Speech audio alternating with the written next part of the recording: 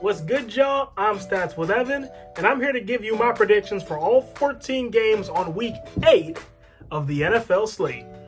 Now, as always, these predictions are completely, totally, and 100% unbiased. That means I'm not basing these off which teams or players I like better. I'm just basing these off which team I think has a better chance of winning this game, this week. That's it. With that being said, let's get into it. As always, we start with the Thursday night game. This week, we got the Atlanta Falcons taking on the Carolina Panthers. Now, first off, you know this whole week is backwards if the Thursday night game is the best primetime matchup this week. Now, as for this game in question, to give you my take properly, let's go back about 6 weeks. Now, when the Panthers started 0-2 and lost Christian McCaffrey, raise your hand if you thought their season was over. It's all right, we all did. But ever since then, the Panthers have put together a 3-2 record to keep themselves right in the chase for a playoff spot, maybe even a dark horse at a division title. And over this span, Carolina's averaged 23 points a game. Now, additionally, the NFC South doesn't feature too many prominent defenses, but the Panthers have been noticeably better than the Falcons in this regard. So for these reasons, Carolina, get the brooms out. Panthers win it 24-20. Now we move to the 1 o'clock slate. First up, we got the New England Patriots taking on the Buffalo Bills. Now let's just get one thing out the way right now. Neither one of these teams has looked impressive over the last 3 weeks. However, the Bills at the very least have some positives. The Buffalo stumbled to a win in New York to snap a brief 2-game losing skid and give themselves a little bit more comfort in the AFC East, combined with Miami's bye week last week. The Patriots, on the other hand, they've lost 3 in a row, 2 of those were at home, and they haven't scored above 15 points since week 3. So for those reasons, I'll say Buffalo snaps their 7-game losing streak against New England. Bills win it 21-17. Up next, we got the Tennessee Titans and the Cincinnati Bengals. 2 teams coming in with a bad taste in their mouth after they let wins slip away last week. There's a pretty big mismatch here, though. The Bengals rank in the bottom 5 in rush defense, and now they have to figure out how to stop Derrick Henry. Given that the Titans defense had a couple good games this season, but not enough to call them consistent, it's within reason to say that this game is going to be at least somewhat high scoring. But ultimately, the Titans have the better offense, so I'll go with Tennessee 34-24 over Cincinnati. Up next, we got the Las Vegas Raiders and the Cleveland Browns. Now, between the Raiders' offensive line and the Browns losing now 2 of their biggest playmakers on offense due to season-ending injuries, I have absolutely no idea what to make of these 2 teams right now. Neither team defends the pass well, but the Browns feature a rush defense that's 5th in the league, which is about the only positive I could say about either team's defense. So for this reason, I'll go with Cleveland 28-27 over Vegas. Up next, we got the Indianapolis Colts and the Detroit Lions. Well, the Lions had a good last couple weeks stringing together wins in Jacksonville and Atlanta, but the Colts are not either one of those 2 teams. The Colts defense is not only elite, but well rested after the bye week. Sorry, Detroit, but your bubble's about to burst. Colts win it 27-10. Up next, we got the Minnesota Vikings and the Green Bay Packers. Okay, this one's open and shut.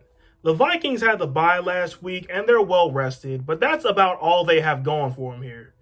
After a lackluster performance in Week 6, the Packers quickly righted the ship in Houston and silenced any and all doubt. Now, normally GB stands for Green Bay, but this week it stands for get the brooms out. Packers win it 38-20.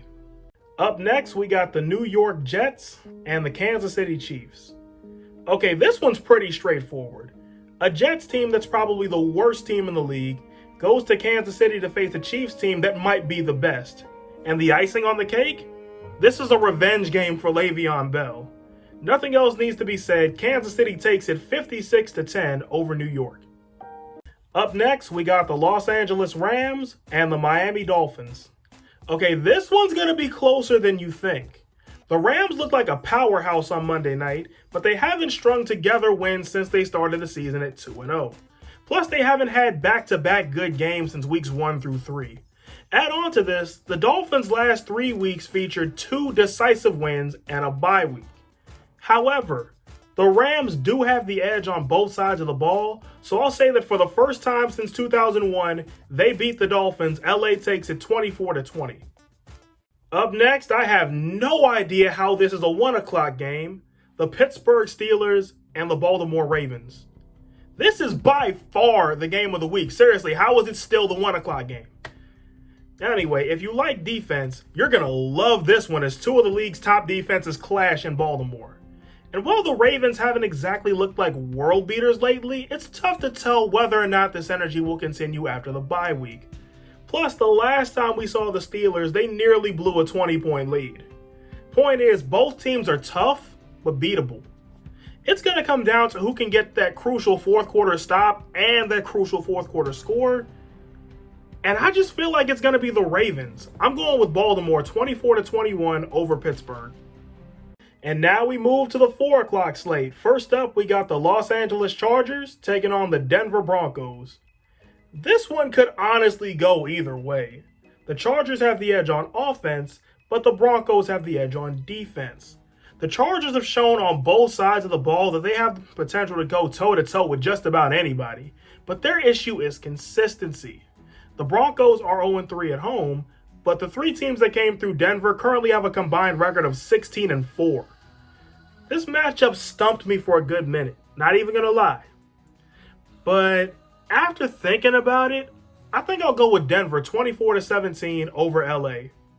Up next, we got the New Orleans Saints and the Chicago Bears, or as I like to call it, the We Beat Tampa Bowl. On the one hand, the Saints have a decisive edge on offense, but on the other hand, the Bears have the edge on defense, and they're the type of team that you need to grind into the dirt for 60 minutes or else the game gets scary.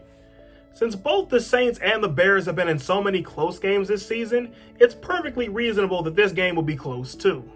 And these two have been pretty good in one-score games, with the Saints having a 3-1 record in those games, but the Bears are 5-1, and the one loss was by 8 points, which barely counts. So since the Bears have more experience in close, nail-biting type games, I'll make this my upset of the week and take Chicago 20-17 over New Orleans. Up next, we got the San Francisco 49ers and the Seattle Seahawks. Now, the Niners have looked impressive the last couple weeks, and the fact that they're 4-3 but still last place is a testament to how strong the NFC West is. But on the other hand, is a Seahawks team that's still first place in this division and can't be too happy after letting a win slip away multiple times in Arizona. Seattle lost last week because Arizona came up clutch in the fourth quarter and overtime. That's all there is to it.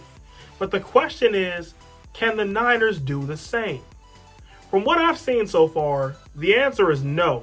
So I'm going with Seattle 34-28 over San Francisco. And now we got our Sunday night game. This week we got the Dallas Cowboys taking on the Philadelphia Eagles. Yeah, unfortunately, this is the Sunday night game. Because apparently we haven't heard enough about how bad the NFC East is.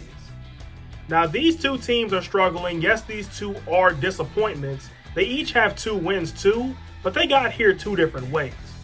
The Eagles got here by a combination of injuries, and plenty of them, and a schedule that hasn't exactly been the easiest. On the other sideline is a Cowboys team suffering from a mix of chemistry issues and possibly the worst defense in history. Now, if Washington's offense was able to have their way with the Cowboys last week, I don't see why the Eagles, even without half their actual offense, can't do the same. I'm going with Philadelphia 34-13 over Dallas. And last but possibly least, we got our Monday night game. This week we got the Tampa Bay Buccaneers taking on the New York Giants. Yep, that's right folks, the Monday night game also features an NFC East team because the football gods don't think we've suffered enough. To add on, it's the team in last place in this division. Now on the other sideline is a Super Bowl candidate in the Bucs. Short, sweet, and to the point, Tampa rolls in this one 42-3 over New York. Well, that's my picks. Which ones do you agree with and which ones do you disagree with? Let me know in the comments, and until next time, I'm Stats with Evan, and I hope you have a 100% day. Enjoy the games, happy Halloween for those that haven't canceled it, and so long, I'm out of here.